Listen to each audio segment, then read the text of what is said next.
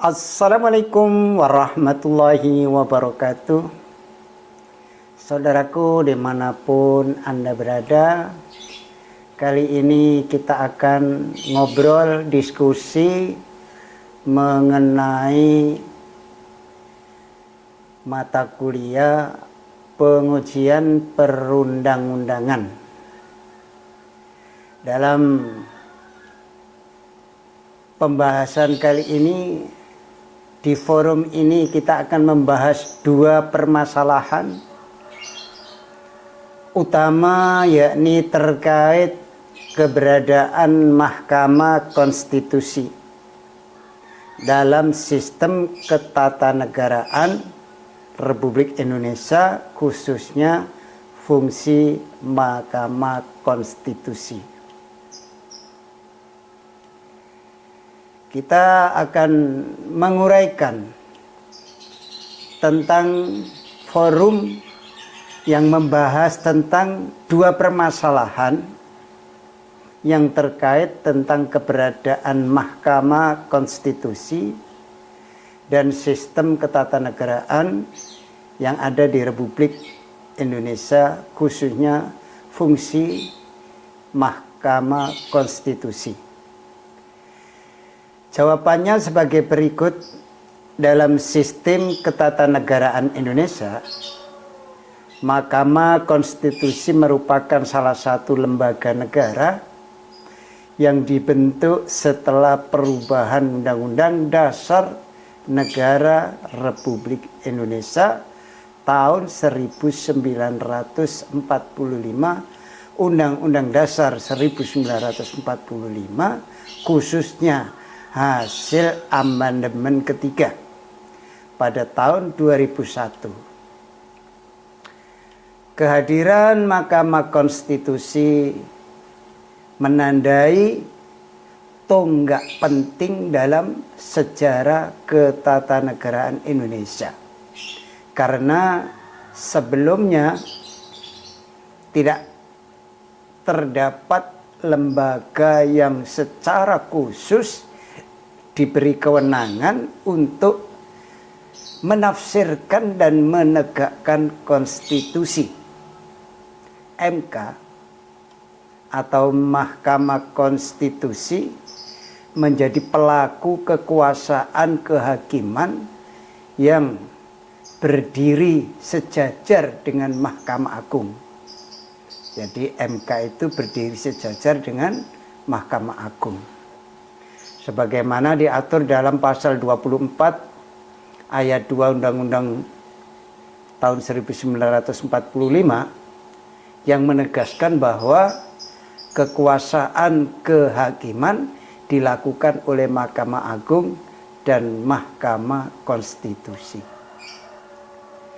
Kemudian fungsi utama Mahkamah Konstitusi adalah menjaga kemurnian konstitusi dan menjamin agar penyelenggaraan negara berjalan sesuai dengan prinsip konstitusional.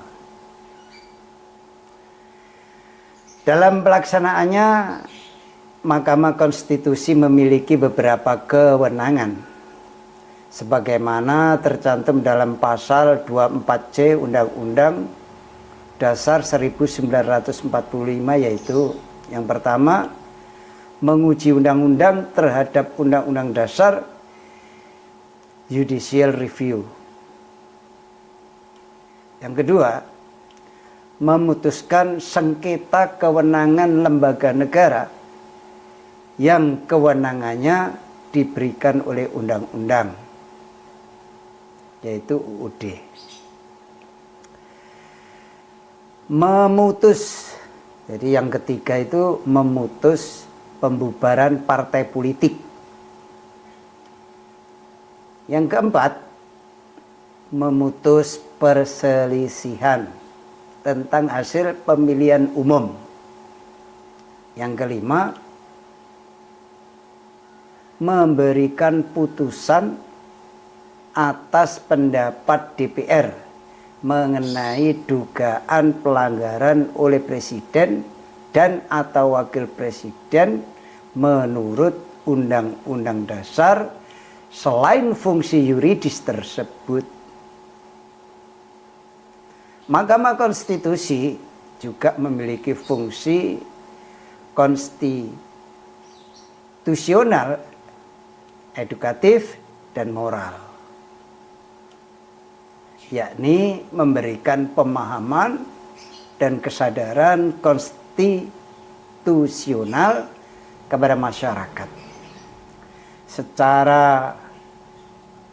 serta menjaga nilai-nilai demokrasi dan negara hukum. Dengan demikian, keberadaan Mahkamah Konstitusi tidak hanya berperan sebagai pengendali atau pengadil,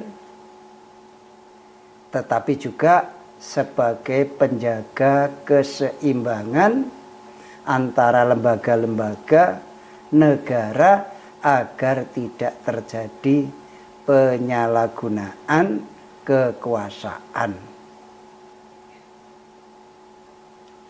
atau abuse of power, yaitu menyalahgunakan kekuasaan.